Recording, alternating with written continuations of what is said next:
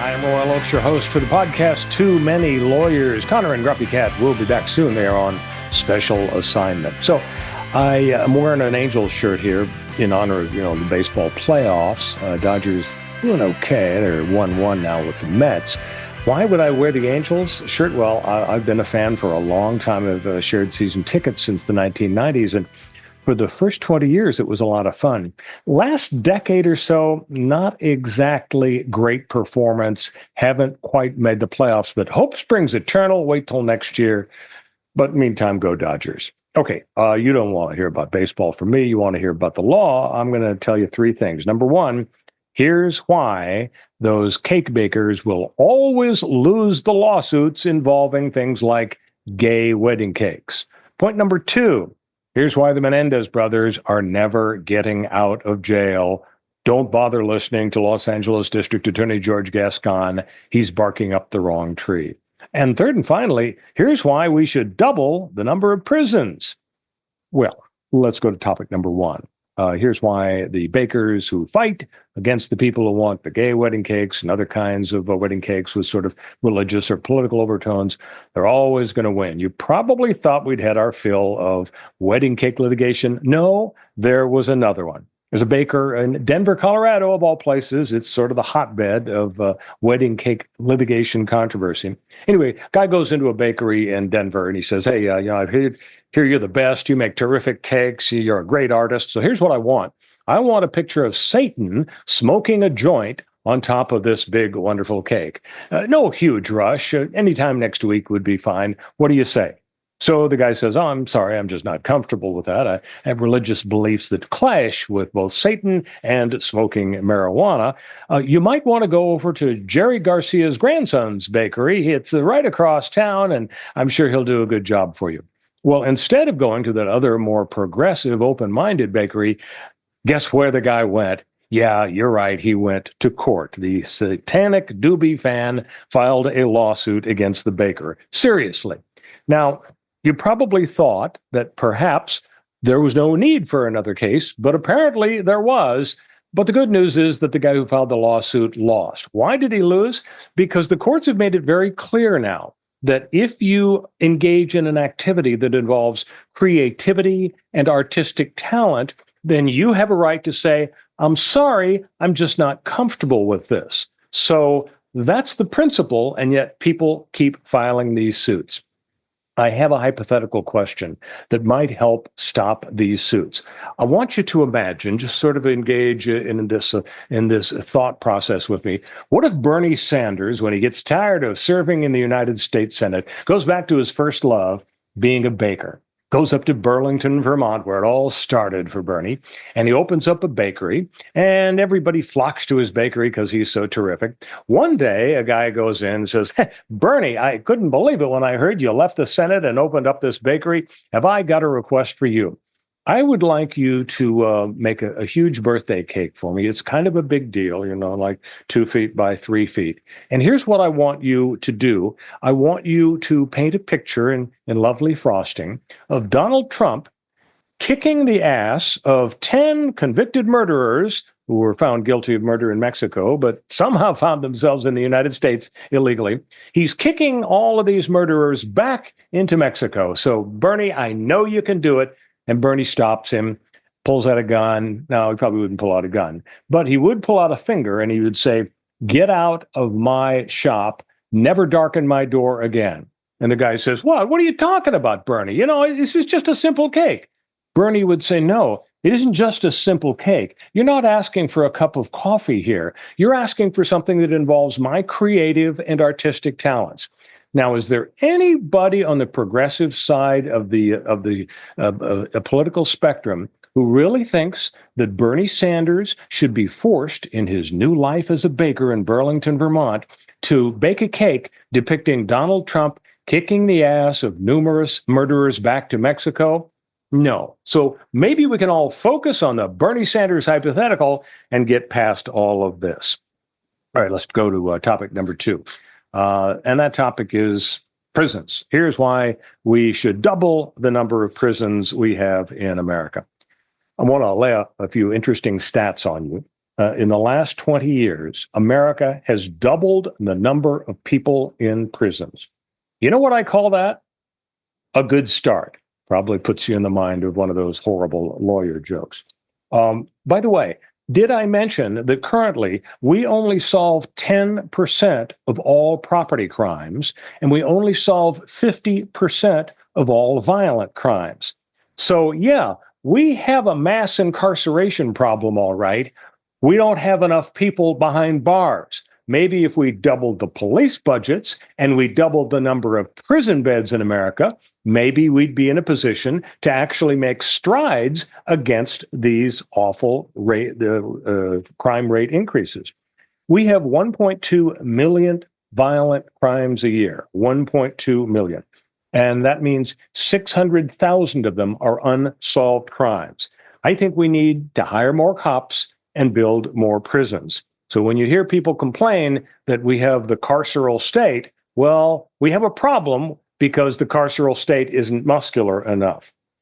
And then there are people like Gavin Newsom, governor of California. He thinks that the tough on crime rules, like Proposition 36 on the ballot coming up in a few weeks, are a really bad idea. Why? Because he doesn't want to criminalize any more marginalized people. That's what he's saying. I don't want you to be criminalizing any more marginalized people. Maybe I'm old-fashioned, but I think what we should do is first make sure we have fair laws, rational laws, criminal justice laws. Second step, have fair and rational people enforcing the laws, like the cops on the beat and the prosecutors and judges. And then we just double our budgets for the cops and for the prisons, and we make sure that people are handled fairly in the system.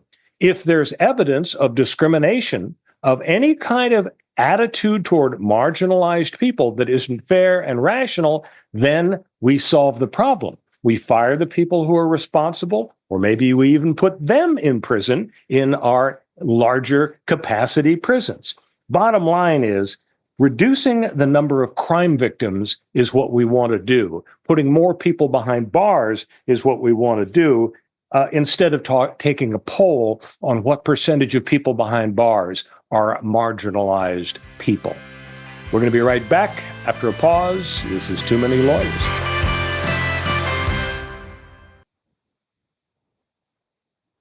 I'm Royal Oakes, your host for Too Many Lawyers. Welcome back. And our third and final topic is one that's on the mind of a lot of people right now, even though this is a very old case, like from the late 1980s.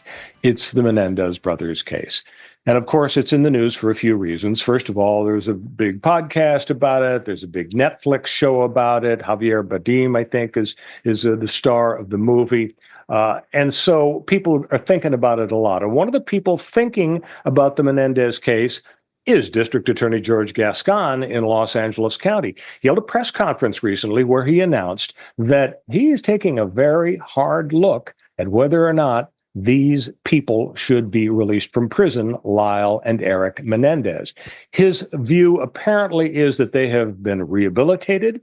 And his view is that because there's some new evidence about abuse by the father, that they deserve another hard look as to whether they should be released from prison. They were convicted of murder, sentenced to life in prison without the possibility of parole.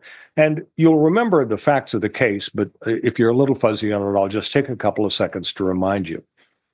They were 17 and 19 years old. They got some shotguns, and while their parents were watching television, eating ice cream, they went behind them in the room and they blew them both away. The mom wasn't killed immediately. She was sort of crawling away, moaning and groaning. So the brothers decided, well, we got to go back to the car to get more ammunition and reload and polish mom off. And that's what they did.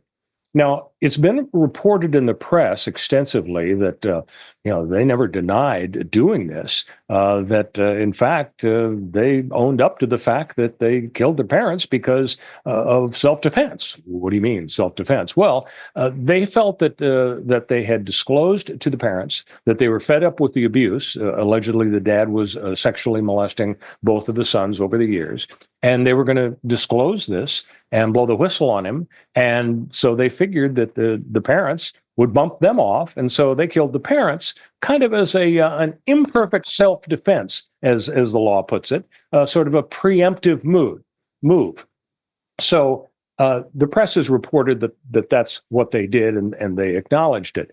Actually, they didn't acknowledge it until much later in the case. When the parents were killed, the boys wanted to make sure that they didn't go down for the crime, and so what they did was they went to a movie and they went to a festival and they got ticket stubs, and they set up their alibi, and they thought that perhaps the cops would show up and see the parents, maybe because somebody heard the shotgun blast. Well, they got back from their alibi locations, and what do you know? The parents were still lying there dead, and so what they did was they called 911. And they said, well, some intruders must have killed our parents. This is terrible news. So the police didn't really suspect them initially. But then in the next few days and in the next few weeks after the murders, they went on a spending spree like you wouldn't believe. They went to Caribbean vacations. They bought Porsches. They bought Rolex watches. Eric, who was number 44 ranked young tennis player in the nation, hired himself a private tennis tutor. Luxury condos in Marina del Rey. This sort of put them on the radar screen of the cops. And then there was the incident involving Lyle's confession to his therapist.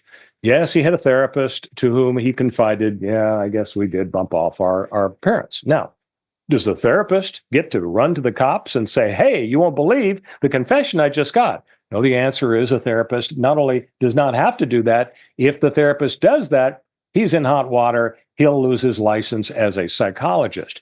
If somebody makes a threat that the therapist considers to be credible and specific in terms of details like who I'm going to bump off and when and where and how and why, that gives the therapist a right to go to the police and say, we got to do something about this bonkers patient I got because I think he's violent and he is going to do something terrible. That wasn't the situation here, of course. The murders had already committed. So the therapist had no right to disclose the information. So what did the therapist do? He went to his mistress and he blabbed about what Lyle said. Well, the relationship between the therapist and the mistress deteriorated over time, and she thought it would be a good idea to let the authorities know about what her ex-boyfriend said about what Lyle said that he and Eric did. And next thing you know, between the testimony from the therapist's mistress and the fact that the boys went on quite a spending spree, they were arrested. And at the trial, they said, yeah, we did it. We did it because we sincerely thought we were going to be murdered. Okay, it was a trial of each of them separately. They resulted in hung juries. Then there was a second trial where they were jointly tried. By this time, by the way, Judge Weisberg, I believe his name was, he decided, okay, that was fun televising the first two trials. We're not going to televise this one because this thing really got out of hand publicity-wise. And those of you who are buffs of high-profile cases from that era in our history know that this is the same judge who handled the Rodney King cop trial out in Simi Valley, where the cops were found not guilty of beating Rodney King, leading to the Los Angeles riots of 1992. So this guy was like the Zelig of high-profile case judges. In any event, at the second trial for each of them, when they're jointly tried with no television, they were convicted. Now, some people say, well, the reason they were convicted is because the judge wouldn't allow them to make the argument that they were abused by the dad. Well, that's not true. He did let them make that argument. He didn't let them make it in quite the technicolor way that they did in the first trials. He limited some of the evidence, but he did allow them to make the allegation, and there was extensive testimony by them and others, including shrinks, that this is what happened. The dad was abusing them. They were in fear for their life. and therefore they should be found not guilty, again, because of an imperfect self-defense. So here we come to the sort of the nuclear core of my point as to why these guys are never going to see the light of day. The new evidence that has come up now, of course, is that there was a Menudo guy, one of the boy band members, who will testify now that, yes, the dad was abusing me too. And then there was a letter also by one of the sons to a cousin, an exchange of letters between the cousin and one of the boys, in which the boys were complaining about the abuse. So now we have a situation where the boys are in prison.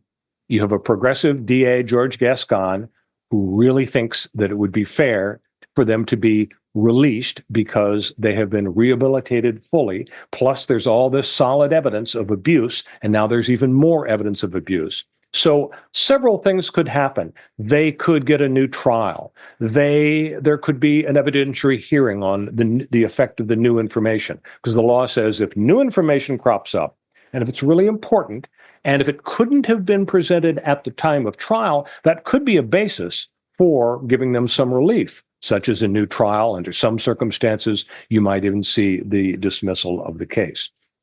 So that's what they're hoping for, is to show that if this evidence had been known, then the jury might have behaved differently. But they're also hoping that the second point will come through, namely a district attorney saying, I think they've been rehabilitated. Now you say, why is that a big deal? Well, California, in its wisdom, the legislature up in Sacramento, 7 years ago, passed a criminal law as part of the penal code that says, DAs are in a pretty good position to have a feel for the criminal guys that they put in prison and have a good feel for how much rehabilitation has been going on. And so, doggone it, if the DA thinks that the folks should be released, then maybe they should be released. Now, some people have been saying that District Attorney George Gascon actually has the ability to sign his name on a piece of paper and send the boys home. That's wrong. In fact, a judge has to do that. Now, of course, when you have both sides, the district attorney and the defense attorney, Mark Geragos, the high-profile celebrity lawyer who represented Scott Peterson and Winona Ryder, and for a time Michael Jackson and many others, he is now the lawyer for the Menendez brothers. I don't know if Leslie Abramson is around anymore. And he is going to be joining with the DA. So both sides are going to be saying to the judge, let my people go. But it takes a judge to make that decision. The judge will have to make that call. But as to why it's hopeless, here's the answer. I've referred a couple of times to imperfect self-defense. Self-defense is a situation where you feel that you are in imminent danger. It's going to happen right now, and therefore you have a right to blow somebody away. Imperfect self-defense is where you sort of maybe possibly feel that you're in imminent danger, but you weren't really objectively, reasonably in that much danger, but you still really felt like you needed to take extreme steps. Here, it doesn't matter how much abuse those boys had suffered. Their self-defense claim utterly fails. Why? Because in no way did they feel that they were in imminent, like right now, danger. When they crept up behind their parents who were watching TV and eating ice cream and blew them away, the boys had absolutely no fear that imminently, immediately, they would be killed by their parents. Now, did they have some reason to think that the parents were on to their plan to disclose the abuse? Did they think that the parents had made arrangements with a hitman, that it could happen at any minute? That's not going to work because that's not close enough to imminent fear of death. And as a result, no matter what the judge thinks about the new evidence and how big a deal it might be in terms of changing a jury's mind, the judge will probably make the rational decision that, no, I'm not going to give you a new trial because there's no way a rational jury, no matter what the evidence of abuse is, could have come to the conclusion that you should be found not guilty because of self-defense, because the self-defense claim utterly fails. So that's my take on it. I could be wrong. Let's wait till November 29 or even earlier, because apparently George Gascon, although he's gone public with his intention to probably ask for the boys to be sprung, They're not boys any longer. And the hearing for that was set up for November 29. We just might see an earlier hearing on that because apparently both sides would like to move it up. Then there also is the question that we can just speculate for fun about: why would George Gascon have come out with this position and gone public with this position about 3 weeks before the election, where he's standing for re-election? Does he think somehow that this will help his chances? You could argue that this is actually going to hurt his chances because, as you probably know, George Gascon is about to lose big time by 20 or 30 points to Nathan Hochman, a deputy DA in the office, because of the general perception in Los Angeles County, deep blue Los Angeles County, that this guy is just too soft on crime. So for him to come out in a very public way 3 or 4 weeks before the election and say, I want these double murderers released from prison, does that really make sense? Well, maybe not, but maybe what he's thinking is, any publicity is good publicity. Let's shake up this race and let me convey to the public my sense that, our criminal justice system is fine up to a point, but when it crosses the line and victimizes people, then doggone it, I'm going to stand up for victims, whether it's the Menendez brothers or you or anybody else. Maybe that's what he's trying to convey. Maybe he's trying to sort of shake sense into the voters of Los Angeles County to make them realize, don't believe your lying eyes about, metro buses being hijacked and murders on the trains. Instead, just trust me when I say that I'm handling the criminal justice scourge just fine. As I say, we'll find out on or before November 29. Meantime, thanks for checking out Too Many Lawyers. We'll see you next time.